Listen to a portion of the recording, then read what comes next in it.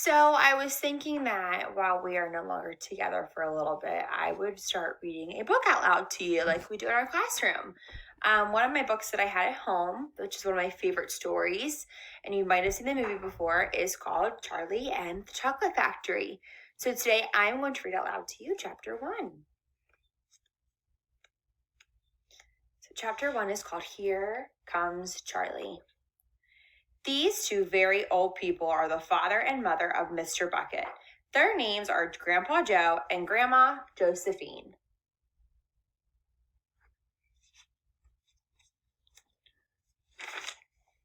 And these two very old people are the father and mother of Mrs. Bucket.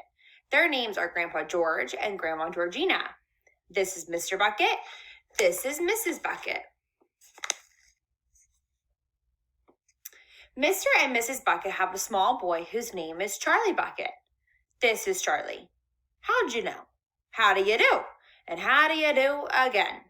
He is pleased to meet you. The whole of this family, the 6 grown-ups, count them, and little Charlie Bucket live together in a small wooden house on the edge of a great town.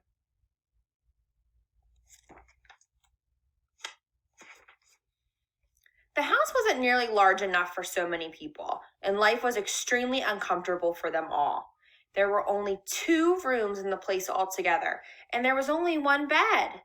The bed was given to the 4 old grandparents because they were so old and tired. They were so tired, they never got out of it. Grandpa Joe and Grandma Josephine on this side, and Grandma George and Grandma Georgina on the other side. Mr. and Mrs. Bucket and little Charlie Bucket slept in the other room upon mattresses on the floor.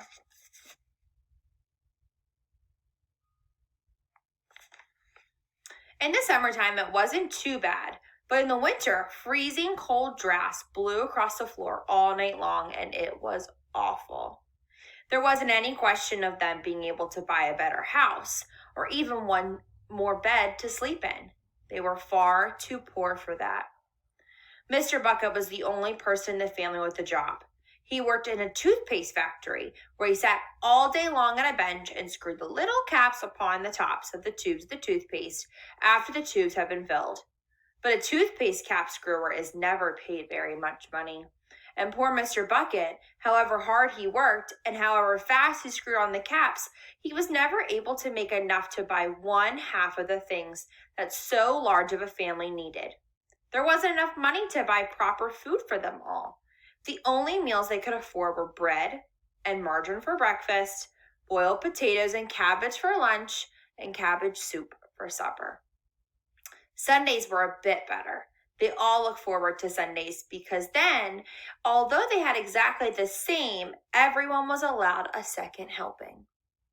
The Buckets, of course, didn't starve, but every one of them, the 2 old grandfathers, the 2 old grandmothers, Charlie's father, Charlie's mother, and especially Charlie himself, went about from morning till night with a horrible empty feeling in their tummies. Charlie felt it worst of all, and although his father and mother often went without their own share of lunch or supper so they could give it to him, it still wasn't nearly enough for a growing boy. He desperately wanted something more filling and satisfying than cabbage and cabbage and cabbage soup. The one thing he longed for more than anything else was chocolate. Walking to school in the mornings, Charlie could see great slabs of chocolate piled up high in the shop windows, and he would stop and stare and press his nose against the glass and his mouth watering like mad. Many times a day, he would see the other children taking creamy candy bars out of their pockets and munching them greedily. And that, of course, was pure torture. Only once a year on his birthday did Charlie Bucket ever get to taste a bit of chocolate. The whole family saved up their money for that special occasion. And when the great day arrived, Charlie was already presented with 1 small chocolate candy bar to eat all by himself. And each time he received it on those marvelous birthday mornings, he would place it carefully in a small wooden box that he owned and treasure it as though if it were a bar of solid gold. And for the next few days, he would allow himself only to look at it, but never to touch it. Then at last, When he could stand it no longer, he would peel back a tiny bit of the paper wrapping at one corner to expose a tiny bit of chocolate. And there's a picture, and you can see there's the tiny bit of chocolate that he is exposing to himself. And then he would take a tiny nibble, just enough to let the lovely sweet taste spread out slowly over his tongue. The next day, he would take another tiny nibble, and so on and so on. And in this way, Charlie would make his tender bar of birthday chocolate last him for more than a month. But I haven't told you yet about the one awful thing that tortured little Charlie, the lover of chocolate, more than anything else. This thing, for him, was far, far worse than seeing slabs of chocolate in the shop windows or watching other children munching creamy candy bars right in front of him. It was the most terrible, torturing thing you could imagine, and it was this.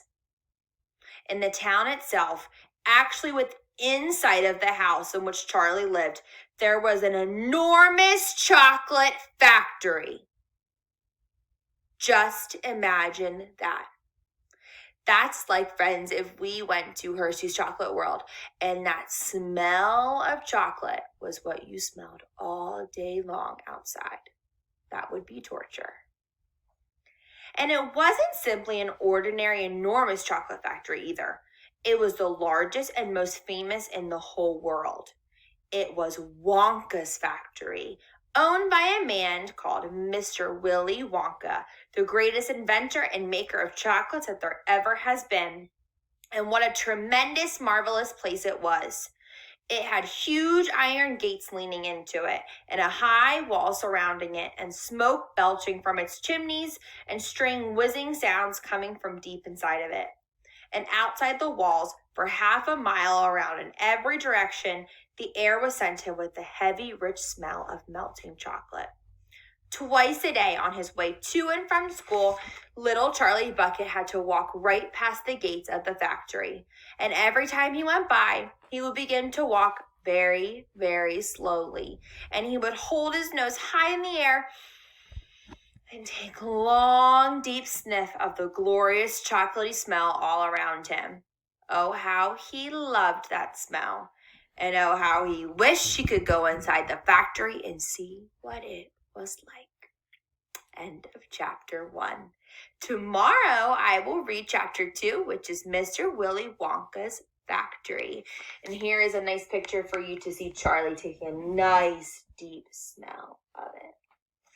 I hope you're wondering. I'm thinking tomorrow, since our chapter is called Mr. Willy Wonka's factory, maybe we'll learn a little bit about what's inside of there. So be ready to learn. See you tomorrow.